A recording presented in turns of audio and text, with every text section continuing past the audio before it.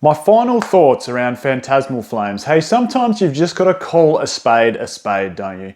And let's start off with the glaringly obvious. That Charizard is one hell of a good looking card. That SIR, Mega Charizard Ex, take nothing away from it. That is a fantastic looking card. It's one of the best looking Charizard cards we've seen in a long, long time. There's every chance it'll go down as a generational artwork. With that in mind though, we still do need to call a spade. And the other side of that coin is Phantasmal Flames isn't all that strong. How will it sit as an investment opportunity? These are my final thoughts around it.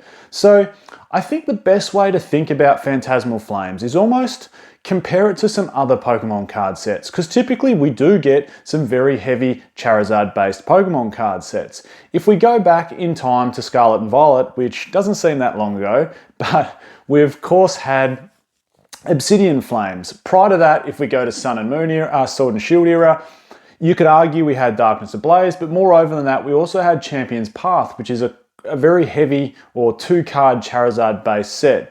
If we go back in time a little bit more to Sun and Moon era, we had Burning Shadows. And then I want to show you back in XY era how a Charizard based set should be done. So let's start off with some comparisons. Obsidian Flames, which feels like only yesterday that Pokemon card set came out. But it actually, in matter of fact, Obsidian Flames came out August 11th, 2023. So it is well and truly 2 years old. In fact, it isn't too far away in a couple months from being 2.5 years old, that Pokemon card set. Now, if we look at it up on the screen here, you'll see total set value is $341 US. And that's what people are comparing Phantasmal Flames to. Now look, I don't think that's a completely fair analysis or comparison. However, you can argue there's a lot of similarities there. They're both Charizard based sets. So Charizard essentially carries the sets. They both have very low depth. And what that means in a Pokemon card world is we're relying on 1 or maybe 2 chase cards with not much depth in there to follow through. And more than that, they're really relying hard on a single chase card. Now, if we compare that to a set that has lots of depth, and here's the biggest comparison. I mean, look at Evolving Skies. You've got like 10 cards over $200 raw. That's just insane. Your depth of chase cards is absolutely phenomenal.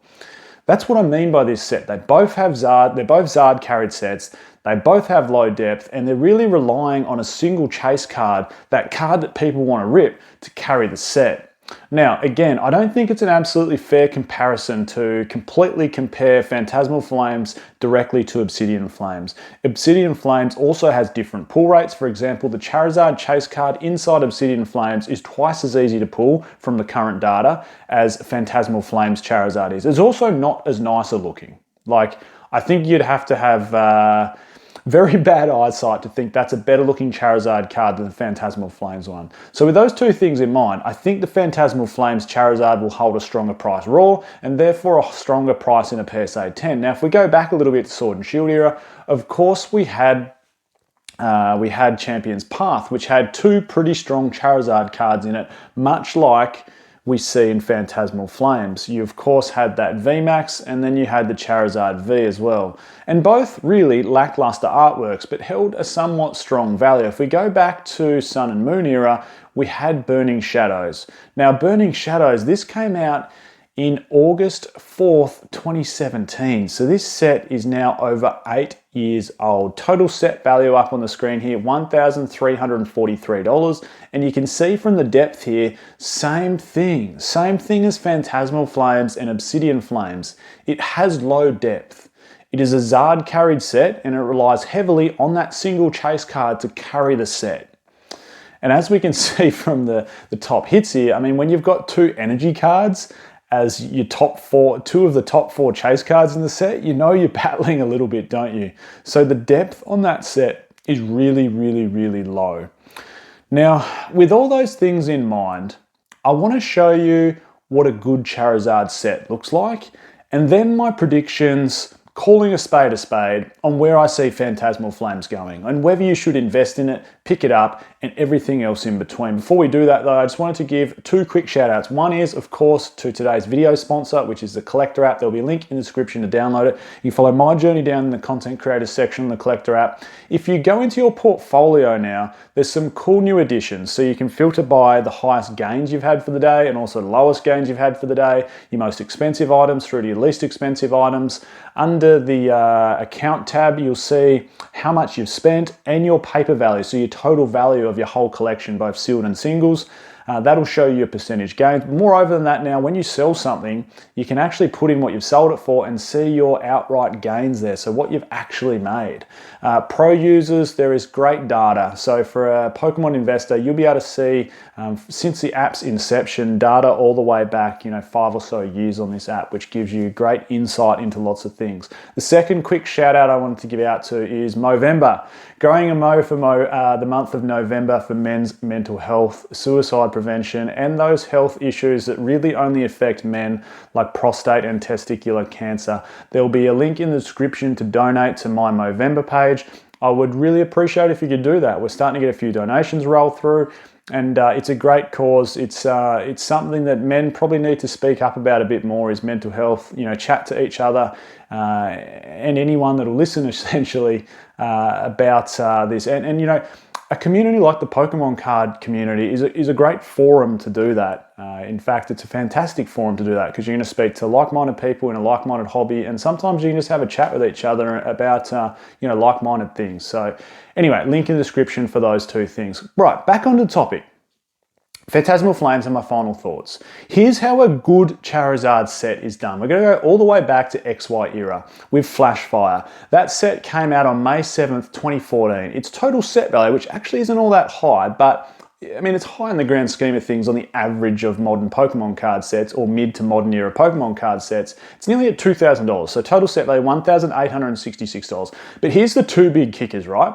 There are 4 Charizards in this Pokemon card set raw that are above $200 US. That is insane. 4 Charizards above $200 US raw. Moreover than that, the Mega Charizard Ex, which is the main chase card inside this set, the secret rare, there's only 177 PSA 10 copies of this card in existence. Quite a lot of XY era ultra rares, hyper rares, secret rares, whatever you want to call them, they have very, very low PSA 10 populations, and therefore the price of this is over $11,000 US. There's only 177 PSA 10 copies of this card. Now that, in turn, makes for a very, very expensive sealed product. So, with showing what a Charizard set can do well, and comparing Phantasmal Flames to some other Charizard-based sets, because that's what it is, Phantasmal Flames, it's a Charizard-based set. Where do we see it going in the future? Well, here's my thoughts. I think, let's call spades a spade. It's stronger than Obsidian Flames. It is. It's a stronger set. The pull rates are more difficult, which is going to hold a higher raw price for that Charizard, and it's a nicer looking card, that SIR Charizard, than Obsidian Flames chase card Charizard. Therefore, it's going to be worth more. The gold Charizard is also going to be worth more than the gold Charizard from Obsidian Flames. Why? Because the pull rates are damn hard on that. It's like 1 in 1,200. Now, the big kick is going to be, what is the conversion rate to a PSA 10? If these convert at like 50, 60%, I think we're in a little bit of trouble, because as a PSA 10, they're not going to hold much of a premium over raw. A little bit, of course, maybe double, but maybe 1.5 times, but not a massive kicker like that Mega Charizard I mentioned from back in XY era with Flashfire. So it's stronger than Obsidian Flames. Is it stronger than Burning Shadows? Arguably yes, because it's got 2 Charizards, but that Rainbow Hyper Rare Charizard from Sun and Moon Burning Shadows, that carried that set for a long time. People were ripping that because it was hard to find, and it was also worth a lot in a PSA 10. I think I somewhat see, these are my thoughts. Phantasmal Flames has come out of the gate quite strong, as in, it's the newest kid on the block. There's more people than ever in the hobby right now. People that want to rip, people want to chase, people want to get their hands on the Charizard. No matter what group you go onto, whether it's Facebook or Reddit, everyone seems to be pulling out Charizard because it's 1 in 400 packs, and everyone wants to gloat about it because it's an awesome looking card. I think that is going to drive the set for a while. There's still going to be people wanting to chase that Charizard for a while. but there's not enough depth in that set to hold it in the long run. And what you've got to ask yourself is, why are people going to buy this booster box at a more expensive price in the future? Because we all want to buy a booster box, particularly at launch, as cheap as we possibly can. We want to buy it as cheap as we possibly can so we can rip the packs as cheap as possible. So we've got the best chance of pulling something good for as little money as possible. Like, that just makes common sense. But in the future, when this goes up, why is it going to go up? Who's going to spend the extra money on it? And I talk about this a fair bit. I talk about the people that are going to buy Pokemon card sets in terms of sealed product in the future. And you've got a small cohort. You're going to have investors that will just buy it because they think it'll go up in value. Like, no other reason. They don't want to collect it. They don't want to look at it. They just think that'll go up in the future. That's why some people buy sealed products. They literally buy them solely as an investment with no emotional attachment whatsoever. And that's fine. People are allowed to do that. I'm allowed to do that. You're allowed to do that. Anyone else watching is allowed to do that. That is one cohort that'll buy sealed product in the future. You need to ask yourself, will people buy Phantasmal Flames in the future at $600 US because they think it's going to go to $1,200 US? Valid question. The second group of people that are going to buy this box are people that are going to want to rip it. And, you know, when it becomes a bit more expensive and people don't want to go out and spend $600 on the box themselves to rip the packs, they might join something like Whatnot or a YouTube group, of course, where they're paying for maybe 5 or 6 packs or 10 packs out of a pack opening of Phantasmal Flames, trying to chase that Charizard. They're the other people that are going to buy it as a sealed product because they're going to want to rip it open. The third group of people that are going to buy it are probably going to buy it for that collecting strategy. Literally, they just want it as part of their collection because they like to collect all sealed product. Now, eventually there comes a flaw where people don't want to buy sealed product because it's too dear.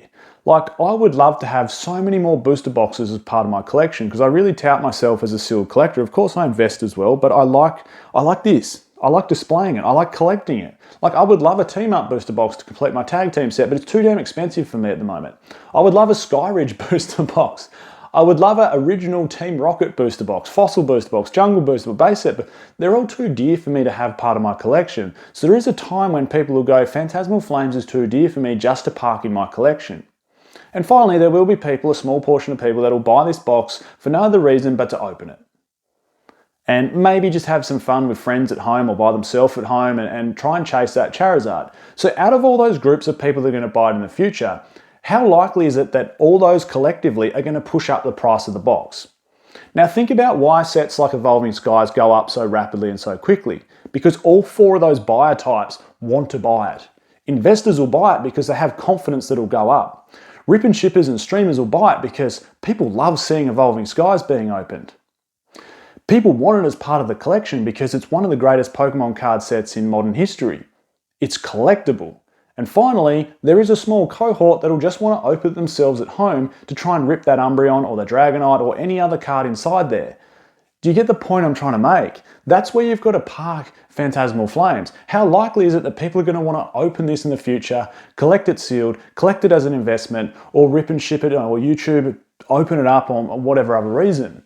That's what you've got to ask yourself. And my opinion is, people will want to do all 4 of those things more than Obsidian Flames, but probably similarly to Burning Shadows. So if I look at where this will be, Burning Shadows is now 8 years old. Look at the box price of Burning Shadows. I would probably park this set somewhere alongside that. That's where I think it's going to sit. Those are my thoughts. Let me know your thoughts down below. I'm Michael, this is Spoke Yours. Catch everyone next time.